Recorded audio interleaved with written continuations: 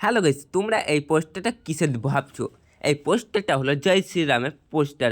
আজকে আছে 27 তারিখে পুজো আছে, তার জন্য জয় শ্রীরামের পোস্টার টাঙানো হচ্ছে। সবাই যাবে 27 তারিখে ফারেক্কাতে আমাদের জোরপোড়া গাঁ থেকে যাবে ফারেক্কা যাওয়ার পর সব কিছুই হবে। আর আমরা গেছিলাম একটু গাঁয়ের ভিতর, তারপরে আমরা গাঁয়ের ভিতর থেকে চলে এলাম। আর আর এখানে করে দেখছি সব দাদা সব কিছু টাঙাটাঙি করছে, আর আমি এসে একটু গেলাম রিচার্জ মারতে গেছিলাম। তারপরে এখানে করে এসে লিখে দিলাম। আর তোমরা জয় শ্রীরাম বলতে একদম ভুলবে না, জয় শ্রীরাম সবাই কিন্তু বলবে।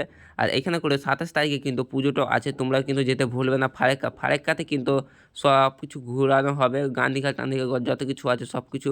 আর আমি বললাম একটা ফারেক্কার ছোট্ট ব্লগার, তার জন্য তোমরা একটু লাইক শেয়ার কমেন্ট করতে একটু দাবিও করবে, আর জয় শ্রীরামের জন্য তো আর একটু করবে।